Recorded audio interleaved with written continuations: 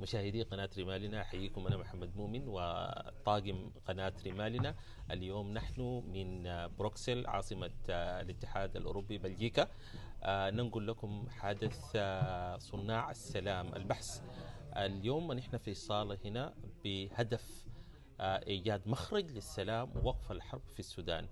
أبقوا معنا. Conflict in Sudan and opportunities for achieving lasting peace. My name is Hanan Ahmed, and it's my honor to chair this session. This afternoon, we will explore the historical, political, and regional factors fueling the conflict in Sudan and discuss strategies for inclusive dialogue, democratic governance, and building lasting peace frameworks. We are privileged to have with us two distinguished speakers, Mr. Ahmed Tawid Lisan, an experienced politician, lawyer, and expert in international criminal law. And then we have Dr. Wal Madibu, a Sudanese intellectual, governance, and international development expert.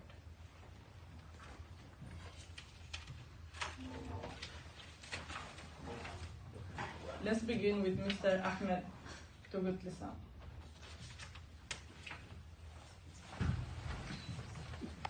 I think, if you may, we made some sort of an arrangement that I will go over.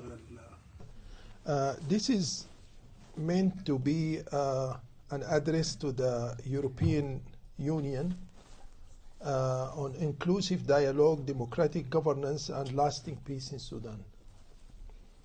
Honorable members of the EU and the Sudanese community at large, we are gathered at a moment when conflicts across the globe test not our compassion, but the clarity of our values.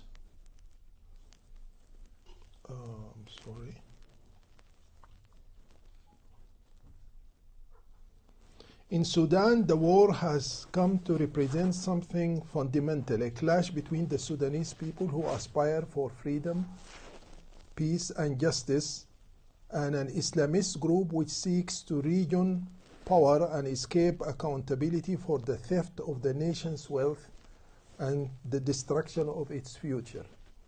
Let us not deceive ourselves that this is a conflict between the RSF and the SAF.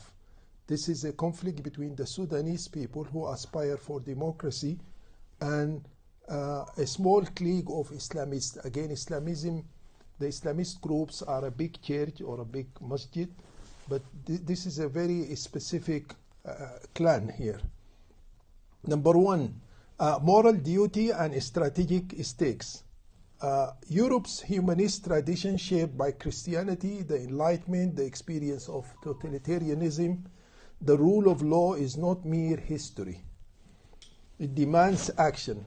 Our commitment to freedom and human dignity requires that we cannot ignore the suffering in Sudan. From a geopolitical standpoint, instability there threatens migration flows, regional breakdown, and security risks for the Horn of Africa and beyond. The war's true fault lines. What began or has often been portrayed as a contest between the SAF and the RSF has evolved deeper. One side aligns with civilian demands for a democratic transition and upholds principles of accountability. The other is driven by ambition to reclaim ideological dominance, evade responsibility for past blunder, and perpetuate impunity. Civilians are paying the price. Hundreds of thousands dead, millions displaced, famine looming. There is no militia chaos alone. It is institutional betrayal, ideological extremism, and systematic exclusion. Number three, justice, reform, and accountability. A nation cannot be rebuilt without acknowledging its crimes. The Islamist influence army must not simply change uniforms. It must be transformed into a professional representative force under civilian control. and those who have looted national resources, carried out massacres, or violated the rights of Sudanese people must face justice. Sorry.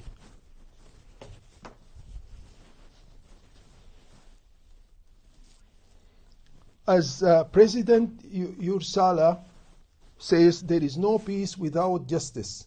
We must also remember the warning of the African anti-corruption leader Nuha Rebado: when corruption is king, there is no accountability of leadership and no trust in authority.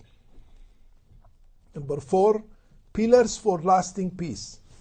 I'm just giving you an overview before I get into the depth of the subject itself.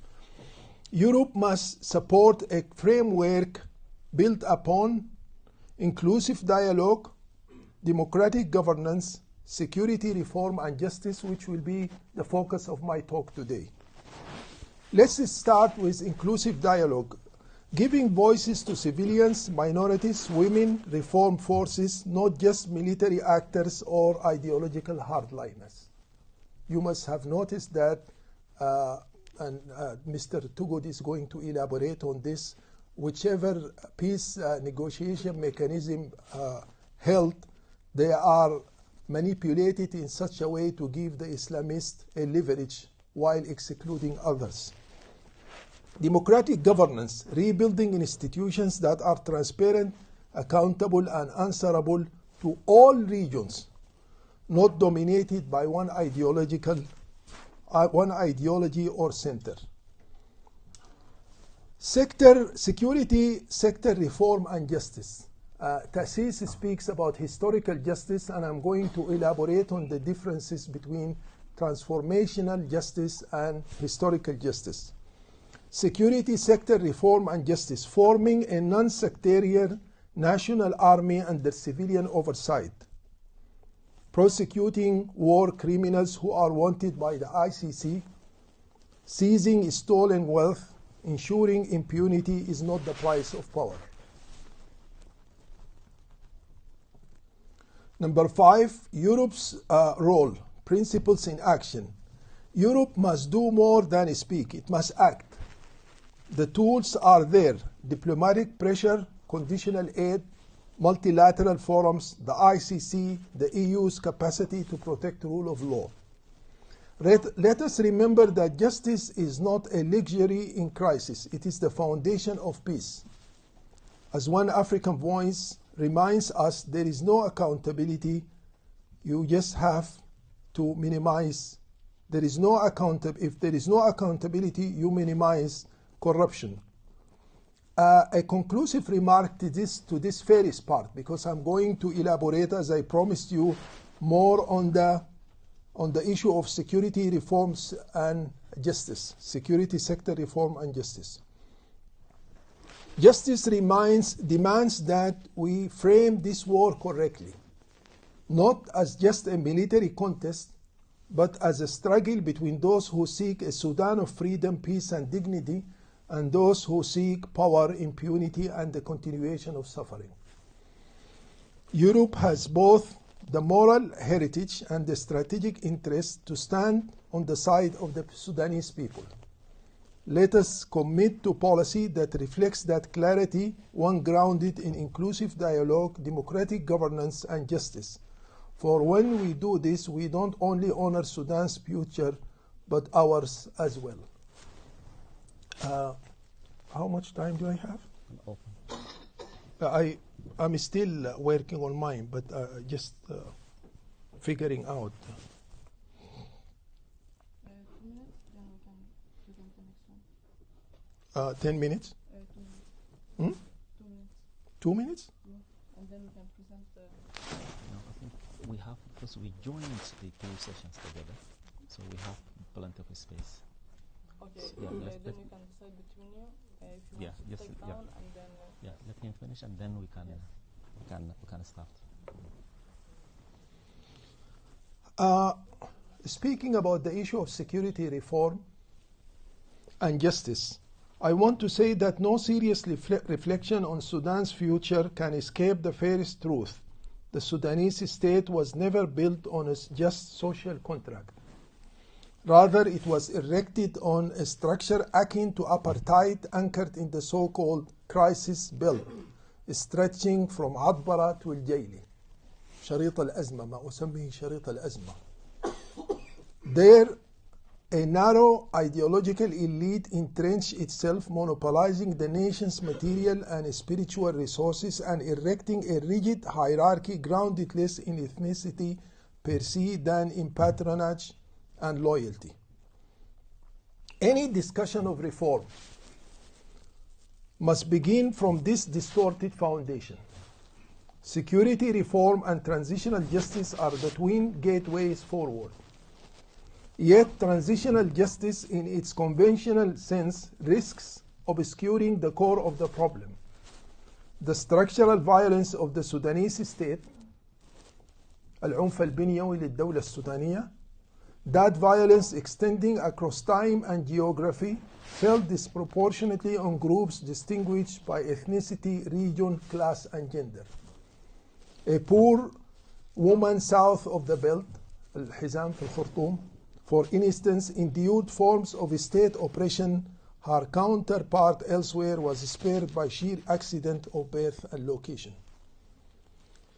This is why the idea of historical justice advanced by the Sudanese People's Movement and later embraced by Ta'sis is so crucial. Historical justice moves beyond individual misconduct to address cultural and institutional structures, demanding profound reform in the judiciary, education, and media.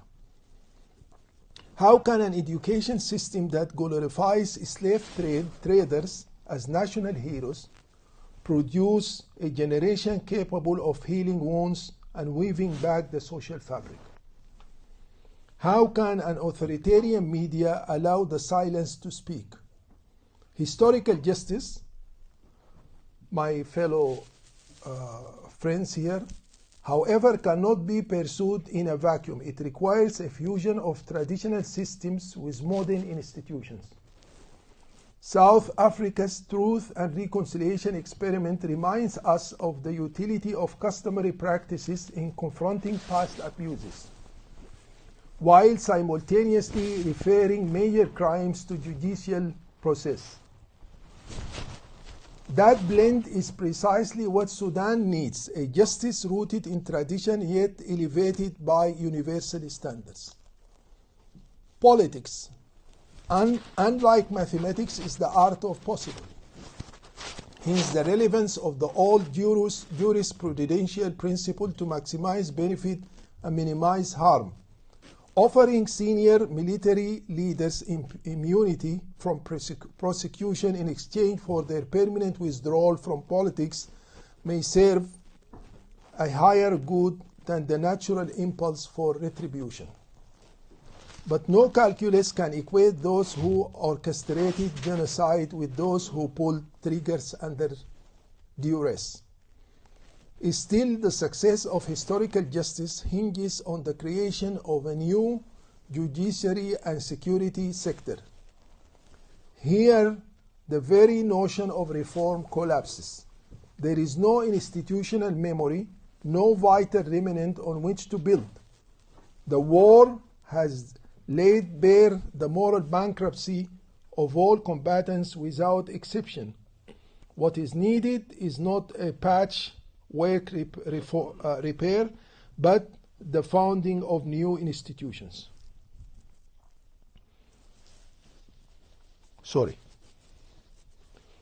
For decades, Sudan's military regimes, foremost among them the Inghaz, systematically excluded officers from the east and the west.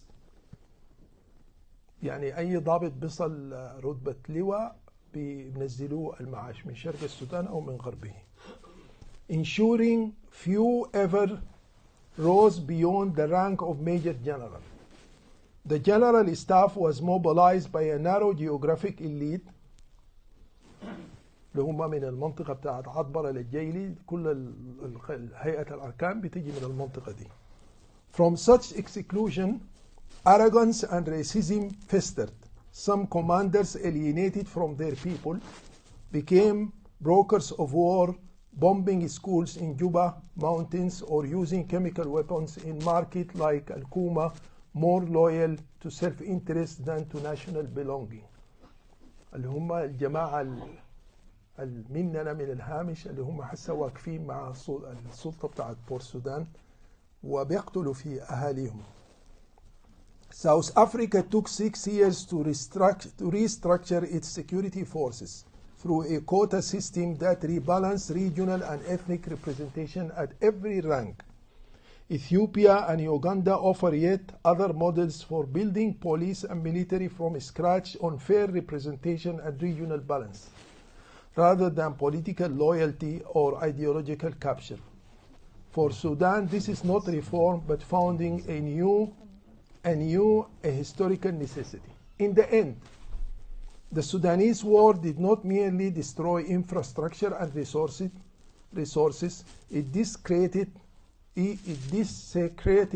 sanctities, violated bodies, and nearly succeeded in extinguishing the very spirit of the people. From such ruin, reform cannot be born, only founding can. A founding that unites historical justice with security, restructuring, and builds institutions on competence and fairness, not ethnic privilege. On such a path only such a path can rescue the idea of Sudanese nation from dissolution and grant it a second chance of existence. Thank you. شكرا جزيلا.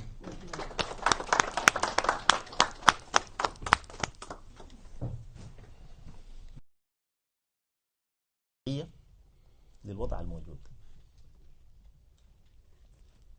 وبعدين لأنه الاتحاد الأفريقي مدعوم من الاتحاد الأوروبي، عشان كده اللقاء ده أنا لما قلت تايملي امبورتنس كنت قاصد الحتة دي، لأنه هم اللي بدعموا البيس بروسيس وبيدفعوا القروش للاتحاد الأفريقي وللآلية. فيضطروا في إنه قال يا جماعة ما في طريقة، لكن لأنه هم مضغوطين من أطراف ثانية، من بورت السودان، من دول مجاورة عندها علاقة لصيغة ببورت السودان، فحاولوا يعني على خجل الاستحياء قالوا نرسل دعوة لناس تأسيس، لكن نقلل العدد، نرسل 1+2 يعني ده بيعبر عن عدم، يعني بيعبر عن شنو يعني؟ عدم جدية، مش كده؟ القصة واضحة يعني.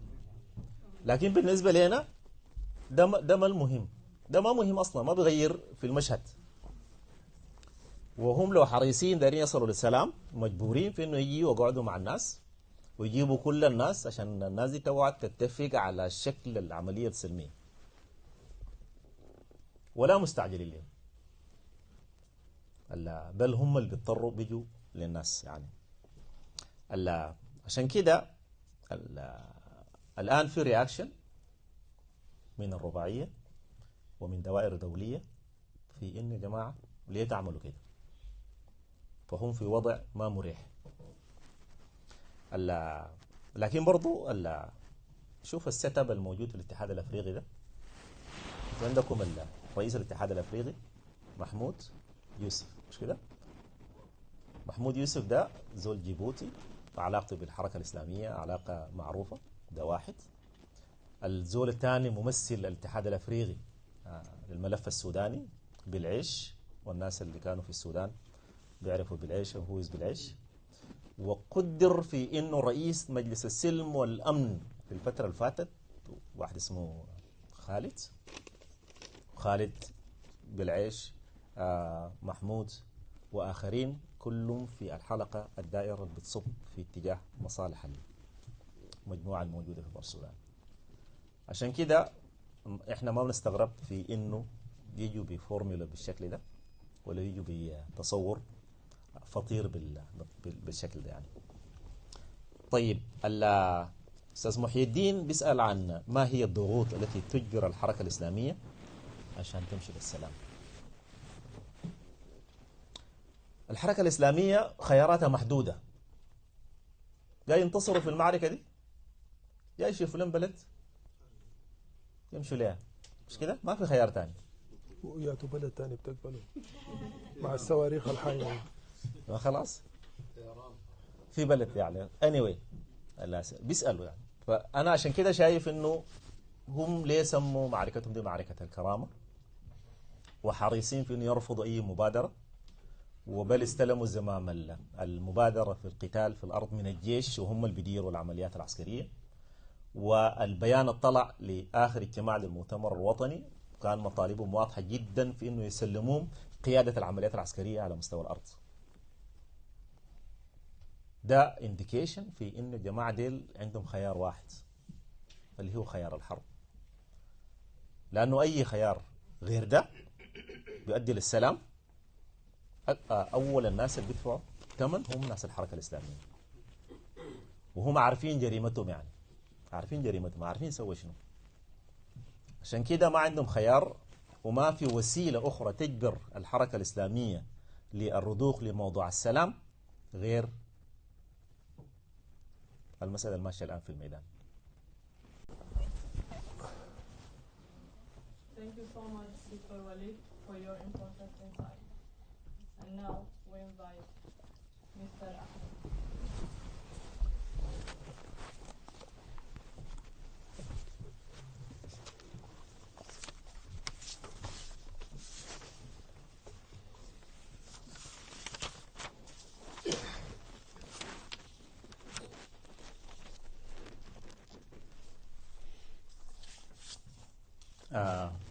Assalamu alaikum. I would like to start by sending my tributes and condolences to the loss of our friend Ibrahim Zariba. Ibrahim and I went to the secondary school together, and we went to the University of Khartoum together. And we went to politics together. We fought and we negotiated until we signed the Juba Peace Agreement. Last night, he passed away. May his soul rest in peace. Amen. Members of the European Parliament, policy makers, representatives of the international organizations and NGOs, press and media, fellow Sudanese, ladies and gentlemen. I thank you all for coming and attending this event. I appreciate the invitation to participate in this timely important event.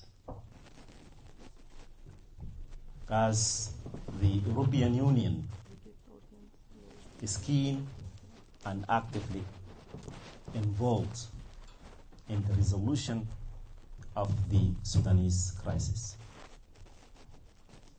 And I also thank the CEFTO and the Research Center on the Horn of Africa for providing us this opportunity to be here today. I welcome this opportunity to share some thoughts on the way forward for the current crisis in our country. Since this war erupted,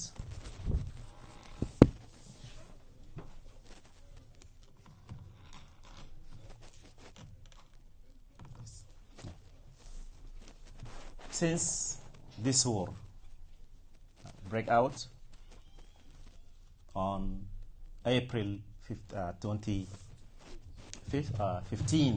2023, the intention was very clear. the intention is to obstruct the transition of the country to a democracy. And the intention was to allow the return of the Islamic movements, the NCP and members of the NCP, and the Muslim Brotherhood, whom removed by the December Revolution, back to power again. And the intention was also very clear, that to remove the rapid support forces from the political life in Sudan. We all acknowledge that the war has caused serious violations of international humanitarian law and human rights norms, and caused for the deaths of thousands of civilians, and displaced approximately more than 14 million Sudanese. Having said this, over the last 29 months since this war started, the mediation process has struggled to produce any tangible results, despite many sincere efforts. No ceasefire has been reached, and no clear political roadmap has been emerged, and no credible and sustainable political process has taken place. Instead, we have seen a number of political initiatives, whether multilateral initiatives or bilateral initiatives. But there was no clear, as we have seen from these initiatives, there was no clear connection and coordination among the different political initiatives around the different capitals. From the other side, the diplomacy effort has reduced to procedural meetings, and statements fall short of the gravity of this crisis. The dynamics on the ground are outpacing the diplomacy efforts, creating further instability. The political class in Sudan is, and even the society as general, is deeply divided. Divided along racial lines, along tribal lines, and along regional lines. And this war, heading towards protracted society conflict.